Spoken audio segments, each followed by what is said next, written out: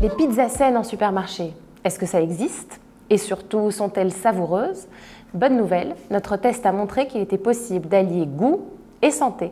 Alors Véronique, du coup, tu as analysé 65 pizzas en supermarché à la loupe pour déchiffrer toutes les infos sur l'emballage. Du coup, dis-nous, est-ce qu'une pizza saine en supermarché, ça existe? Alors oui, ça existe, bonne nouvelle, mais il n'y en a pas beaucoup. Okay. Sur 65 pizzas, seules 4 étaient relativement saines. Ah oui, 4 c'est vraiment pas beaucoup. Et du coup, c'est quoi une pizza saine en fait? Alors une pizza saine, c'est une pizza qui ne contient pas trop de fromage, pas trop de sel, ni d'acides gras saturés, qui sont les mauvaises graisses, pas trop de viande transformée, voire pas du tout, et suffisamment de légumes. Ok, oui, ça ne ressemble pas du tout aux pizzas que j'ai l'habitude de trouver en supermarché. Non, c'est sûr. Du coup, quoi, en supermarché, qu'est-ce qu'on retrouve plutôt? Alors, on peut dire que 4 pizzas sur 5 sont trop grasses, car elles contiennent trop de graisse en fait. Elles dépassent les recommandations qui sont de 21 grammes et elles dépassent aussi les recommandations en acides gras saturés qui sont de 6 grammes. On a même trouvé une pizza qui contenait 61 grammes de graisse et 27,5 grammes de graisse saturée. Donc, la bombe calorique. C'est énorme, c'est vraiment énorme. Et parallèlement à ça, on peut dire qu'en général, il y a trop de viande, pas assez de légumes, aucune pâte n'est complète et la majorité contient trop de sel. Donc là, vraiment, au niveau des fabricants, nous demandons vraiment qu'ils diminuent cette quantité de sel par pizza. Bon, mais globalement, on sait quand même quand on va acheter une pizza en supermarché que c'est pas le repas le plus sain du monde. Est-ce que c'est grave du coup de manger une pizza, même une bombe calorique de temps en temps? Non, c'est pas grave si c'est occasionnel. Mais ici, on voulait vraiment montrer qu'il était possible, en choisissant correctement sa pizza, ou en tout cas en adaptant un peu la recette, d'avoir un repas sain. C'est ça. Et bon, du coup, ça veut dire quoi, adapter un peu la recette? Comment on fait pour avoir un vrai repas sain avec une pizza?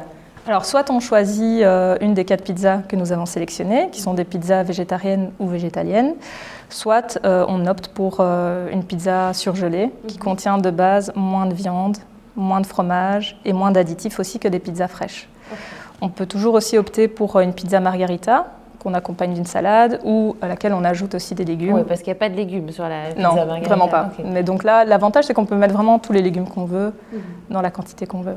Et ces pizzas que nous, on a jugées donc saines, est-ce qu'elles sont aussi plus chères que les pizzas malsaines, du coup? Alors, par rapport aux autres pizzas, c'est vrai que les végétariennes et les végétaliennes sont un peu plus chères. Notre meilleure du test est à 4,29 €.